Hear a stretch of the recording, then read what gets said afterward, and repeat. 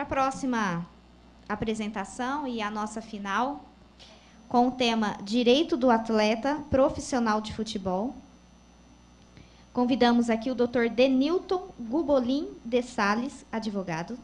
Salva de palmas.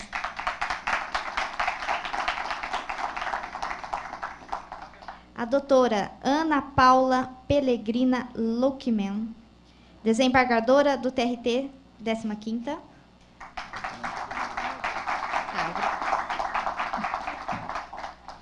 O doutor Jesus Arriel Cones Júnior, da FENAT.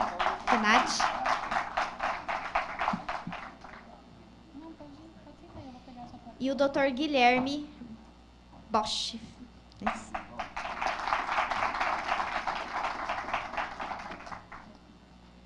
Para conduzir os jogadores, nós convidamos o Dr. Jorge Sanches para buscá-los e trazê-los para a gente. Esse aí. No gramado em que a luta o aguarda, sabe bem o que vem pela frente, que a dureza do prêmio não tarda, e o Palmeiras no ator da partida, transformando a lealdade em padrão, sabe sempre levar de vencido e mostrar que de fato é campeão. Bom, inicialmente, boa tarde a todos. Obrigado pela presença das pessoas que aqui compõem a mesa. Eu vou ter que ser muito sucinto, porque já me informaram que nós temos até pelo menos 13h30, no máximo 13h40 para encerrar, devido ao próprio local que irá fechar. Obrigado. Bom, antes de mais nada, eu tenho a obrigação de contaminar a todos, não só com a situação do Hospital do Câncer, que todo o valor arrecadado está sendo doado para o Hospital do Câncer de Barretos, mas também contaminá-los ainda mais com a informação tanto do nosso Ademir, quanto do nosso jogador Dudu, de que, quando jogadores atuantes, eles mantinham uma creche com mais de 50 crianças, por conta própria. Após isso, eles prestam serviço voluntário hoje, 3 vezes por semana, para entidades filantrópicas, auxiliando em tudo aquilo que elas podem e tudo aquilo que elas necessitam. Então, o evento que nós estamos aqui, além de jurídico, cultural e, principalmente, como eu estava falando com vários colegas advogados, muito mais buscando uma prática, principalmente, porque nós temos aqui um pessoal que está iniciando esse fervor do direito do trabalho, além, óbvio, da cultura de teses e, enfim, demais conhecimentos e exposições de brilhantes juízes, desembargadores e também brilhantes colegas da advocacia, que aqui também enriqueceram essa mesa e esse simpósio. Assim, diante dessa situação, parabenizo tanto Ademir quanto Dudu pela vida e que se dedicaram em prol também a essa situação das pessoas necessitadas. Para ser bem objetivo, eu passo agora a palavra à desembargadora doutora Ana Paula Luckman, e que ela faça as ponderações, não sei se faz da mesa, se quer fazer da tribuna, doutora, a senhora fica à vontade. Muito obrigada, doutor Denilton. É um prazer estar aqui, é uma honra ser convidada para o primeiro simpósio jurídico internacional, sendo realizado na cidade de Ribeirão Preto, doutor Jesus, doutor Guilherme e os nossos ídolos, Dudu, Ademir da Guia, doutor, realmente é uma satisfação muito grande. Eu, inclusive, eu sei que, até por uma questão de tempo, eu vou reduzir máximo, eu vou falar em 10 minutos, não mais do que isso, sobre o assunto. E, embora, e uma coisa muito importante, o direito desportivo, que hoje vem cada vez mais despertando o interesse dos juristas. E é muito importante isso. Eu tinha muitos slides a apresentar aos senhores, mas eu entendi, como disse, pelo adiantado da hora, fazer apenas algumas ponderações e mostrar 2 ou 3 slides eu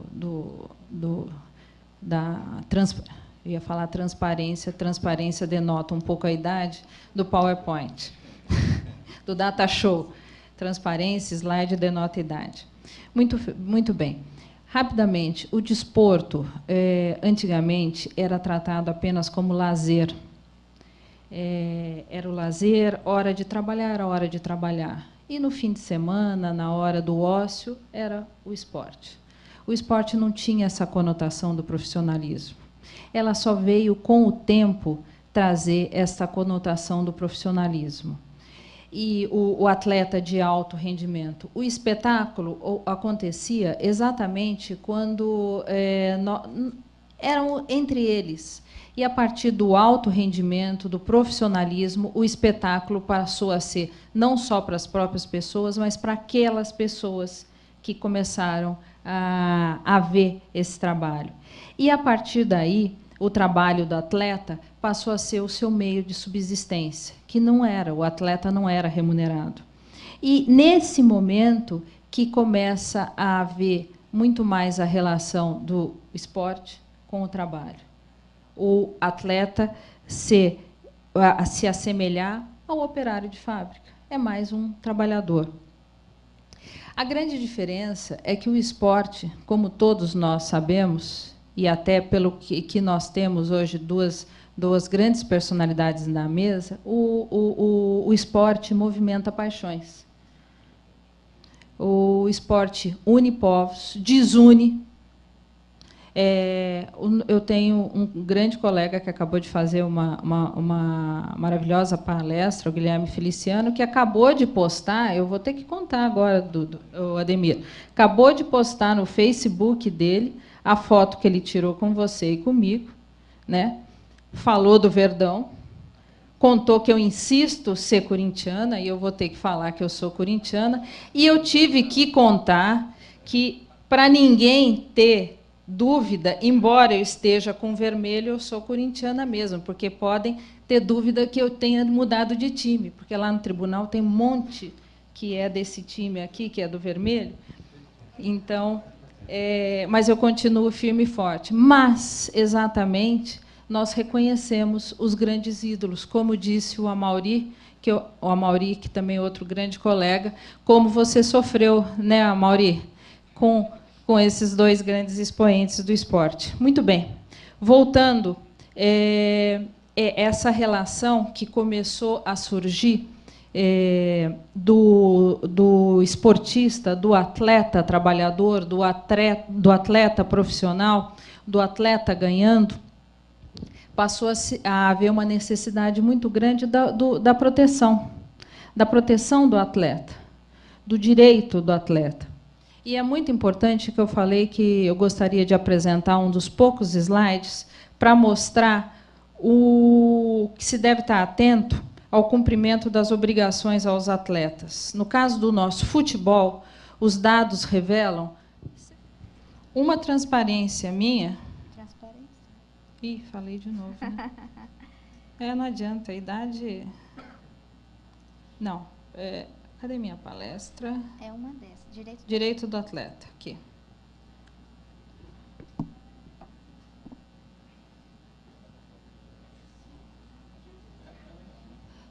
É o nosso... Tinha que ser o Firmino, né? Ele não aguenta. É o nosso juiz tecnológico. Eu gostaria de mostrar, dessas transparências, que, como eu estava falando, que, no caso do futebol, os dados revelam que a grande maioria dos jogadores não oferem as estratosféricas quantias milionárias que, às vezes, a imprensa esportiva noticia entre atletas e clubes. E é essa transparência que eu gostaria de mostrar para vocês. Esses dados, senhores, são da CBF. O Brasil, hoje, possui 28.203 jogadores com contratos de futebol. E praticamente 85% ganham até R$1.000. 13%, quase 14%, até R$5.000. Ou seja, 96% dos atletas de futebol no Brasil ganham até 5,7 salários mínimos. E na elite do futebol, 78 atletas recebem entre 100 e 200 mil. 35 atletas entre 200 e 500 mil. E um atleta com valor superior a R$500.000. São realmente dados que impressionam, né? E daí a necessidade que o atleta precisa, como eu disse, da tutela laboral. É claro que, de acordo com as especificidades, o atleta tem suas especificidades, é um contrato específico, e eu vou tentar, dentro dos 5 minutos, 5, 7 minutos, doutor Denilton, eu tenho mais 7 minutos para falar? Exatamente por conta desses dados, que são importantes, e da necessidade da proteção, que eu gostaria de falar...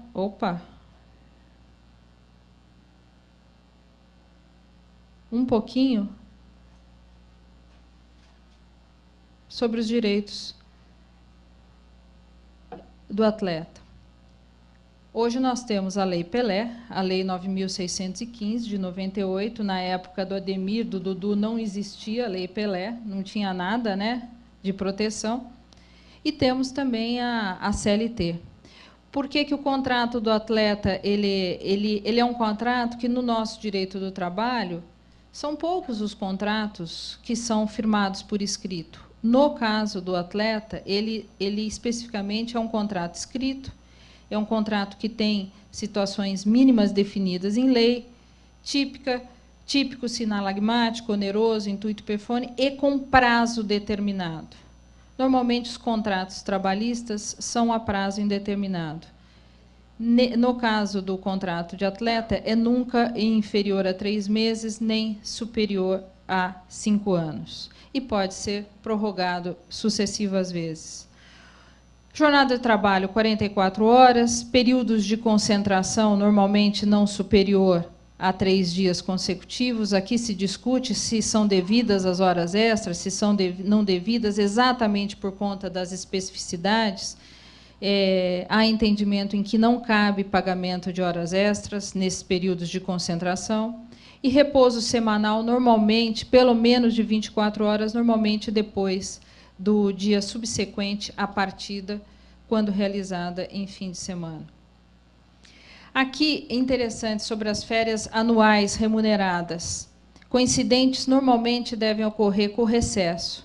Muitas vezes, um atleta é contratado no meio do ano. E a situação normal trabalhista é que tem o período aquisitivo de 1 ano, depois ele tem mais 1 ano para período concessivo. Se ele for contratado no meio do ano, provavelmente, necessariamente, ele vai ter as férias dele naquele período de recesso, que é o período onde ele efetivamente pode gozar as férias, que é onde não existem os campeonatos, é o período de recesso, realmente. Outras questões, direito de arena, direito de imagem, que são questões que vêm sendo muito debatidas, inclusive na Justiça do Trabalho. Direito de imagem, principalmente, muitos clubes, infelizmente, acabam, exatamente porque é um ajuste de contrato de natureza civil que não tem reflexos trabalhistas, e pode gerar fraude, acaba tendo um direito de imagem muito maior e um salário mínimo. Isso deve ser evitado, isso deve ser coibido. Então, são questões que, diuturnamente, na Justiça do Trabalho, nós temos enfrentado. Rescisão contratual, hipóteses. A rescisão se dá por mútuo acordo, a rescisão antecipada por iniciativa do empregador, normalmente tem um pagamento da cláusula compensatória. Aqui eu ia dissecar os valores, mas nós não vamos ter tempo para isso. E, quando se trata de iniciativa do atleta, a cláusula indenizatória desportiva. Vocês viram que já pagou uma luz, né? Então, eu já estou diminuindo o meu tempo. No caso da rescisão indireta, vem acontecendo muito, infelizmente, nos clubes do interior paulista, estão com muitas dificuldades financeiras e muitos não estão pagando. Depois de 2, 3 meses, assim como no caso do direito do trabalho, o atleta pode pedir a sua rescisão. E a justa causa, da mesma forma como na CLT, a incidência, as hipóteses do 482 da CLT. E uma última questão, que como eu disse, eu pensei alguns direitos apenas para citar aqui e para suscitar o debate, mas que, infelizmente, talvez numa outra oportunidade nós tenhamos tempo. Deve ser observada a idade a partir de 16 anos para firmar contrato especial de trabalho desportivo, que é aquele contrato por escrito, como eu coloquei lá atrás. Antes dessa idade, não. Apenas nessa hipótese que nós conhecemos mais habitualmente, que é o atleta em formação ou o aprendiz, que vai de 14, ele pode ser considerado nessa situação até 20 anos de idade, e daí ele pode ser estabelecido auxílio financeiro com bolsa de aprendizagem. Enfim, o que eu queria deixar claro é que não se pode negar, principalmente diante das estatísticas apresentadas, essas que foram apresentadas e não foi por mim, são dados exclusivamente da CBF, que o atleta deve estar sob o manto do princípio protetor e seus direitos abarcados pela legislação trabalhista e especial. E eu vou acabar a minha fala me socorrendo exatamente de um dos grandes juristas portugueses, que também tem muitos artigos, um estudioso também do direito desportivo, João Leal Amado, que muitos aqui conhecem pessoalmente, que ele fala: se o desporto profissional é, como tantas vezes se diz, uma indústria, essa indústria não pode viver acima ou à margem das leis, o que, é claro, não invalida que as leis devem tomar na devida conta as especificidades dessa indústria. Então, é o apelo que se faz aos clubes. Nós sabemos, muitas vezes, das dificuldades dos clubes e da paixão que move o esporte. Se não fosse paixão, nós não teríamos uma televisão aí, nós não teríamos um Sport TV vindo entrevistar grandes ídolos, essa reverência que todos nós, que não somos palmeirenses, mas reverenciamos o bom futebol, reverenciamos grandes jogadores, como os que estão aqui na mesa, temos que estar atento a isso, temos que estar atento que são atletas, são profissionais, como operários, como operários de uma fábrica, como operários de um escritório, e devem ter seus direitos devidamente protegidos, de acordo com o direito laboral e também baseado nas suas especificidades. Muito obrigada. Agradeço as palavras, os ensinamentos da doutora Ana Paula, que inclusive se deslocou de Campinas para cá. Peço desculpas em nome de todos os palestrantes que nos antecederam, mas, às vezes, infelizmente, acontece surpresas aí dos horários. Eu gostaria de passar a palavra agora ao Dudu, para que ele acabe tecendo algumas considerações e nos dando boas notícias.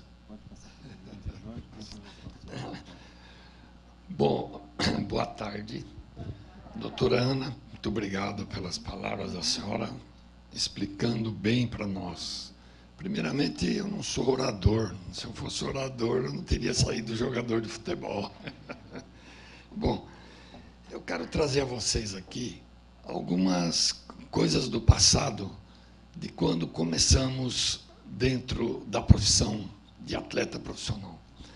Eu estou aqui em mãos com a carta sindical, que veio diretamente do Rio de Janeiro, quando Getúlio Vargas era o presidente da República naquela época, e que nos enviou aqui para São Paulo esta carta sindical, no dia 11 de outubro de 1949. Né? Bom, aquele tempo foi uma festa bacana, que foi feito, segundo relatos dos companheiros do passado, me relataram a esse respeito.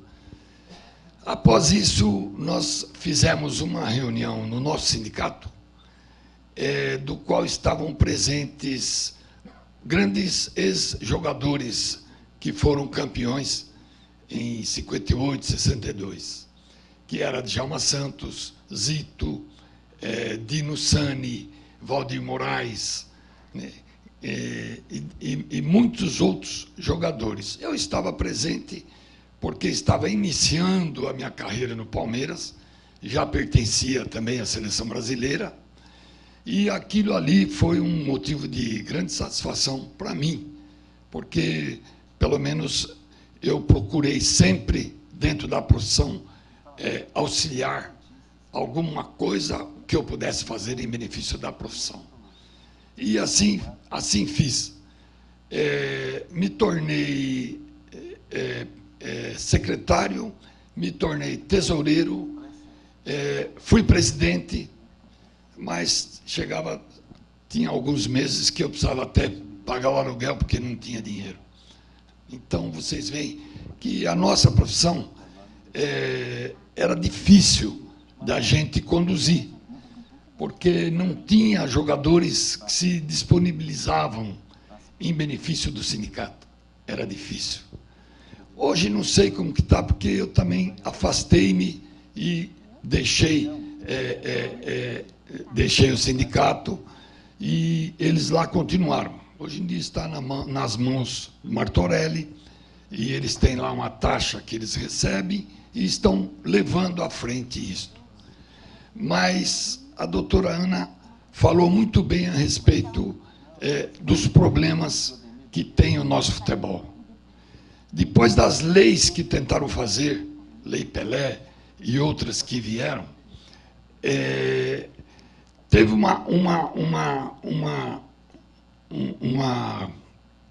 como que eu diria, teve uma classe aí que entrou no meio, doutora Ana, que foram os empresários dos jogadores. Aí eu desanimei totalmente, me afastei totalmente, porque essas pessoas espertas, pessoas assim, vamos dizer, estudadas, entre aspas, espertas, e se aproveitaram de muita coisa que se passou dentro do futebol. E, infelizmente, isso é uma tristeza muito grande para nós, ex-atletas, porque não ficou uma coisa pura entre nós para lutar em benefício da classe, que eles acabaram tomando conta dessa parte aí, e, inclusive, de negociações de jogadores com o exterior, mesmo aqui no Brasil, e, com isso, a profissão de um atleta profissional, a posição dele ficou muito difícil no futebol. Mas o jogador, pelo menos ele fez alguma coisa. Pelo menos ele procurou dar o melhor dele em benefício do Brasil. Nós fomos 5 vezes campeão do mundo, mas não temos, assim, uma solidificação sindical, não temos, assim, temos as leis em nosso benefício, mas nós não temos, vamos dizer, na prática, nós não temos nada. Então, a doutora, ela mostrou aí, e é uma realidade, é uma verdade que ela falou. Poucos ganham muito, e muitos não ganham nada. Então, o futebol, infelizmente, está nessa fase.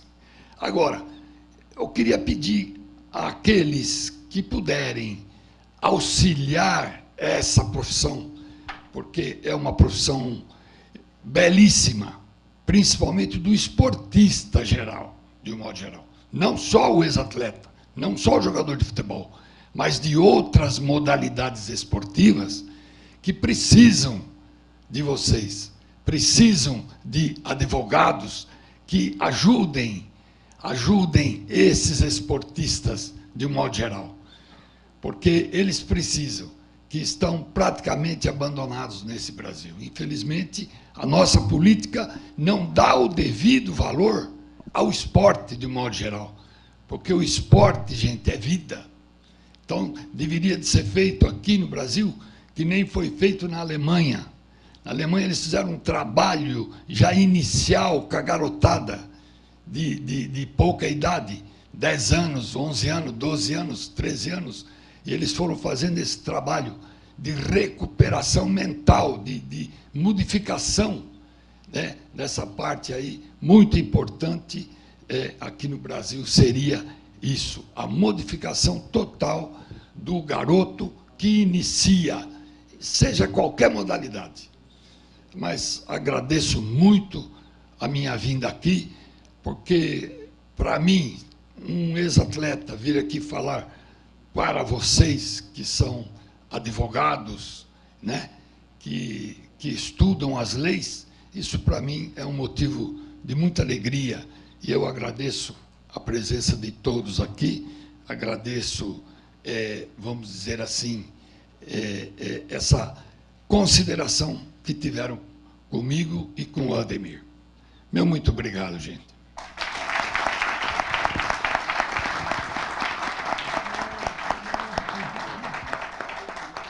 Muito obrigado pelas palavras, pela emoção, inclusive, que faziam parte integrante das suas palavras. Agora eu gostaria de passar o microfone ao nosso Ademir. Obrigado, gente. Normalmente, quando ele termina de falar, eu falo assim, ele já falou tudo, não preciso falar mais nada, né?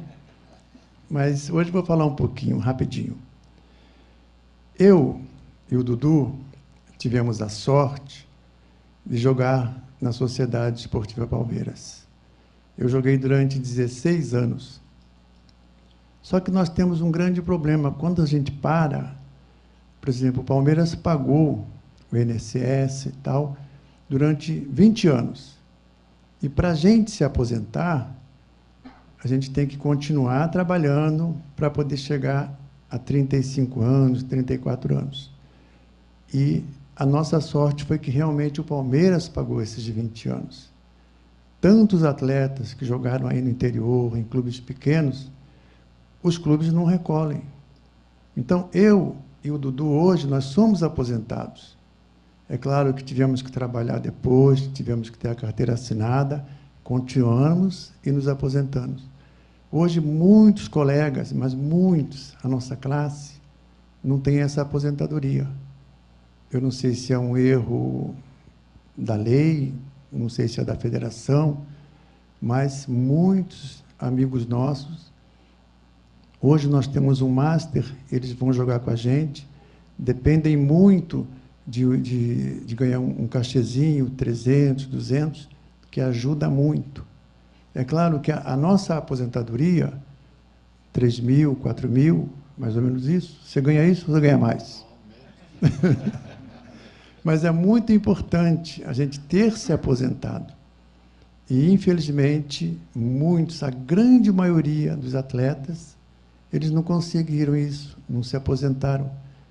Eu acho que isso também é uma falha, ou é importante o jogador entender que ele precisa continuar trabalhando, porque a aposentadoria é realmente muito importante. Então, nós que tivemos essa oportunidade de jogar num grande clube, de quando jogávamos, ganhávamos bem, quando a gente ganhava do Corinthians, era uma festa, porque... É verdade. Porque acontecia assim, porque o Corinthians era tudo um pouquinho mais. A semana vinha mais pessoas cobrir, a gente treinava com mais afinco, tinha mais torcida no campo, e o prêmio também era maior, né? Dobrava.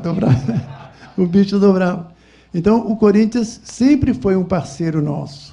O Corinthians tinha que estar sempre na nossa vida, como estava o São Paulo, como esteve o Santos. Mas que, na verdade, eu acho que o jogador, aquele jogador que jogou antigamente, que não recebia, que o clube não pagava direito, que jogava 6 meses, hoje ele não tem uma aposentadoria. Eu acho que isso realmente é uma coisa que era importante o atleta ter, né? Eu, por exemplo, agora eu estou com 74 anos, e eu jogo no time do Master do Palmeiras, o Dudu é meu técnico, então eu gostei tanto do futebol Porque às vezes ele fala, Davi, você não vai parar, não? Eu falo, não, vou jogar mais um pouquinho. Então, o futebol é uma coisa sensacional. O futebol, ele une as pessoas, une os povos, é uma alegria grande, mas, infelizmente, os jogadores, muitos jogadores que tentaram se dedicar e não conseguiram nem ganhar, não ter uma casa, não ter um emprego digno. Então, a gente realmente lamenta muito. E temos feito um trabalho para ajudar. O Dudu, uma pessoa que, quando chegou no Palmeiras, ele era estudado, ele tinha vontade de ajudar os colegas, era uma pessoa que ajudou muito, porque nós tivemos muita gente que vinha do interior, do norte, e pessoas assim, muito simples. E o Dudu fez esse trabalho de ajudar. Então, nós tivemos, acho que foi uma bênção que nós recebemos até hoje, né, Dudu? Somos amigos, estamos no campo, estamos sendo ainda atletas, né? E tivemos essa sorte de jogar no Palmeiras. Obrigado.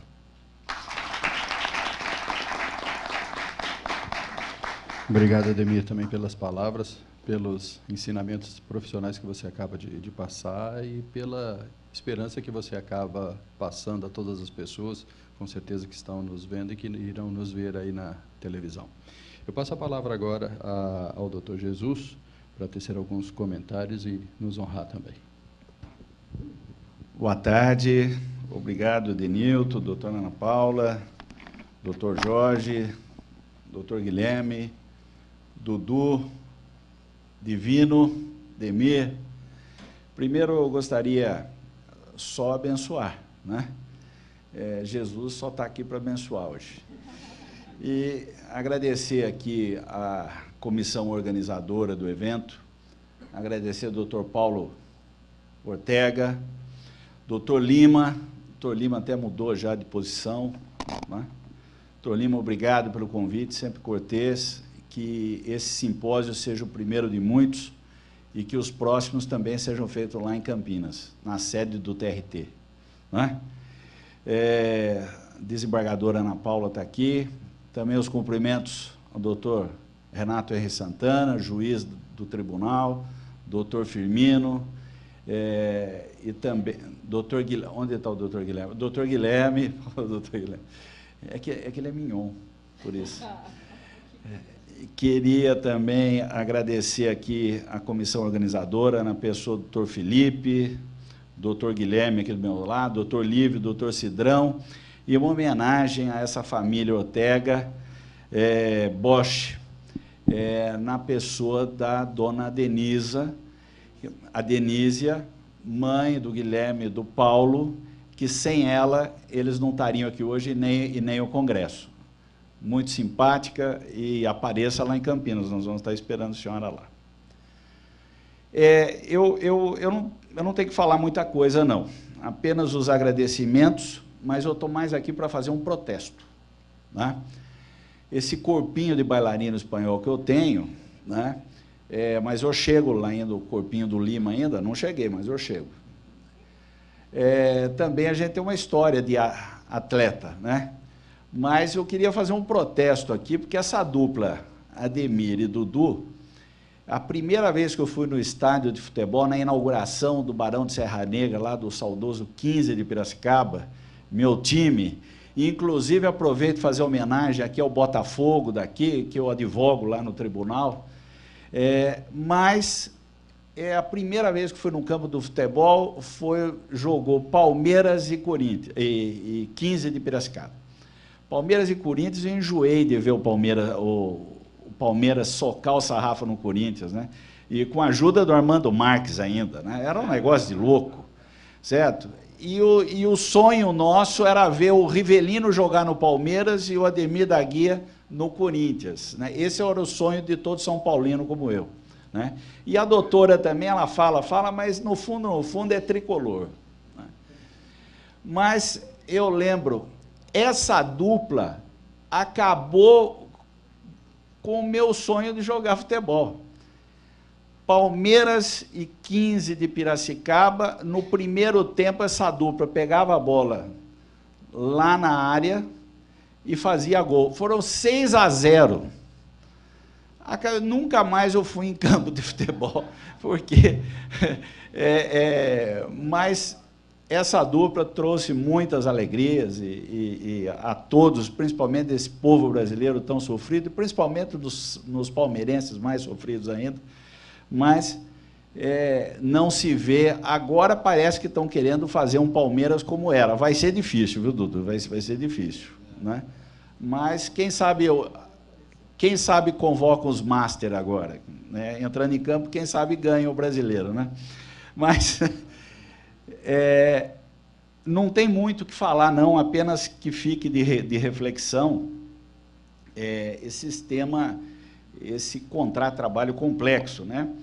Tem umas coisas, como, por exemplo, a idade mínima, né? Eu vi agora nas Olimpíadas, os repórteres perguntavam, quantos anos você começou com que idade? Começava com 8, 7, 6, 11, 12 anos, começavam já o treinamento. Eu comecei judô aos 8 anos, mas onde começa aquela formação realmente de atleta, de preparação física, alimentar, é a partir dos 12 anos, a partir da puberdade, não tem jeito. Então, é uma reflexão que eu faço que a lei vai ter que começar a pedir, não numa forma, mas o aprendiz pode, né? Mas é um contrato de especificidade e diferente.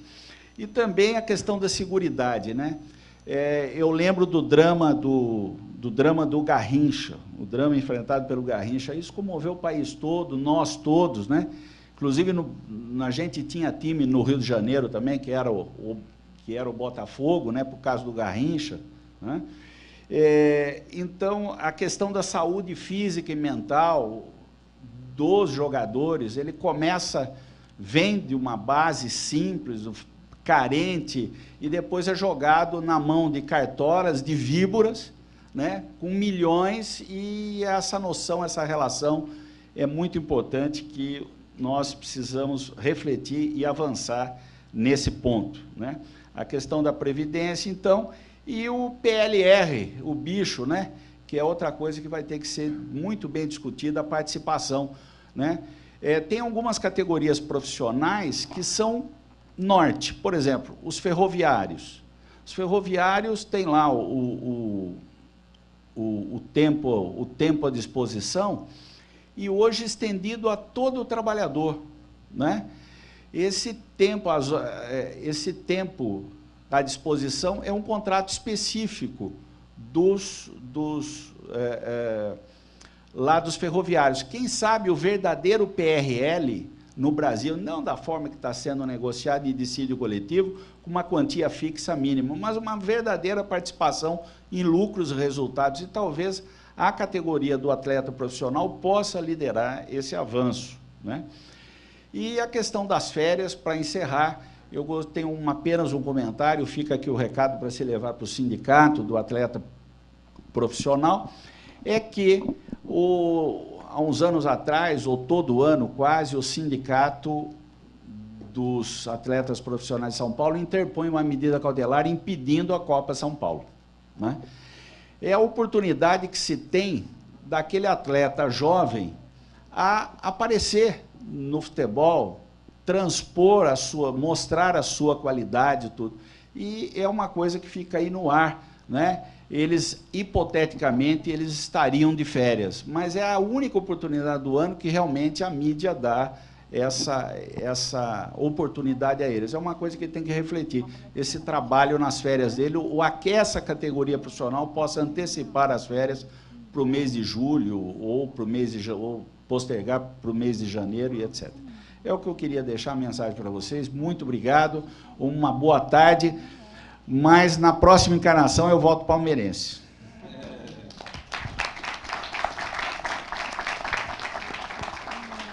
Bom, antes de passar a palavra para o Dr. Jorge, gostaria de fazer algumas ponderações, principalmente voltados para os colegas aqui que estão nessa vida, notadamente direito do trabalho. E vou ser o mais resumido possível e, portanto, às vezes o pensamento ou a escrita pode acabar ficando truncada, então, desde já peço desculpas. Falamos aqui da busca do direito material, onde utilizamos como ferramenta o direito processual. Pois bem, Compara o direito processual com as estrelas de uma linda noite no campo. Sem uma nuvem no céu sequer. E uma acanhada lua no canto, para não atrapalhar o brilho das estrelas. Nada mais lindo, nada mais belo, nada mais falso, nada mais mentiroso do que uma noite dessa. Muitas daquelas estrelas, na verdade, assim como as provas dos autos, realmente já não existem. Logo, trata-se de uma percepção pessoal. Porque vimos os brilhos das estrelas, mas aquela estrela já se apagou, já se condenou, só que essa informação ainda não nos chegou quando estamos olhando o céu.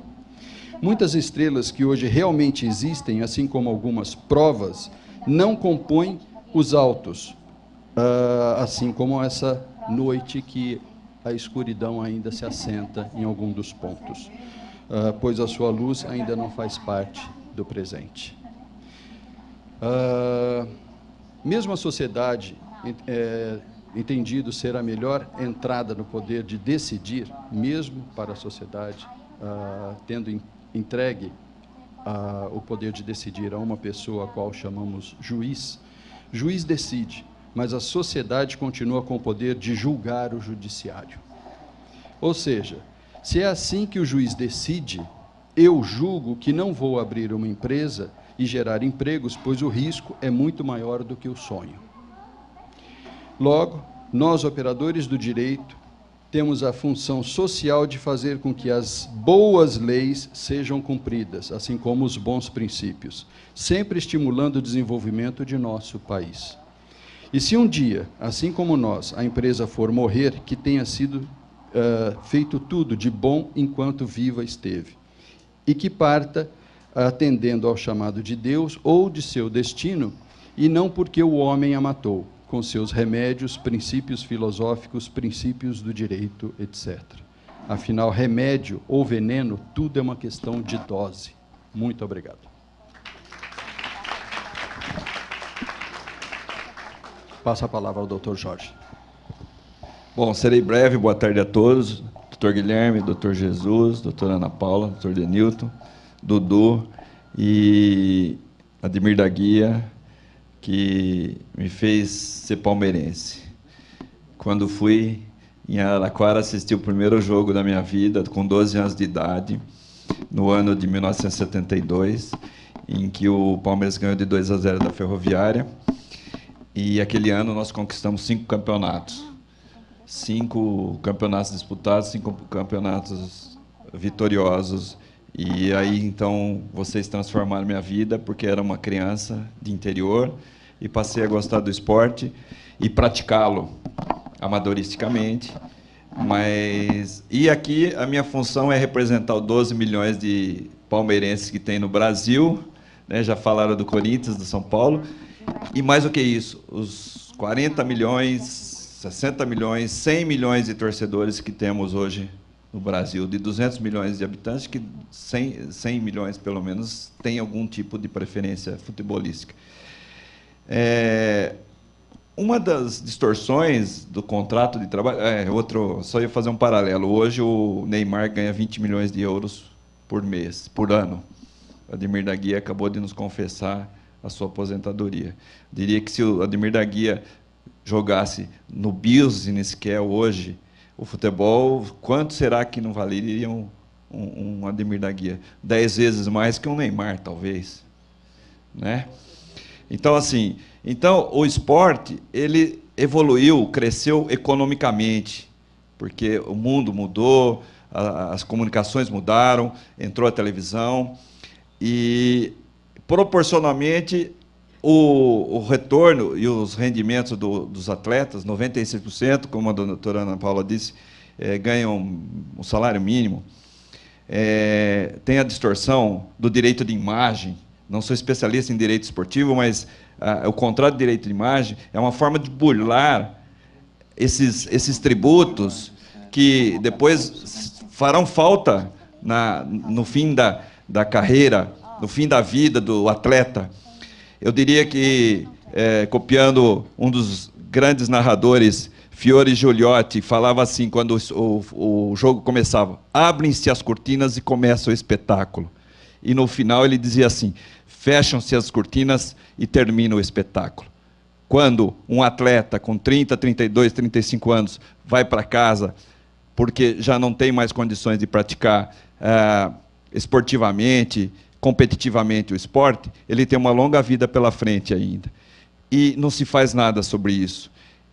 E nós temos as nossas instituições, e a CBF, apesar de ser uma instituição privada, ela tem uma função social gigantesca, e não o faz. Eu acho que cabe a nós também exigirmos um pouco isso, talvez mudar a forma como a legislação lida com isso, exigir da CBF, exigir das entidades uma regulamentação maior. A gente vê aqui em Ribeirão Preto, o comercial, ele joga 2, 3 meses do ano.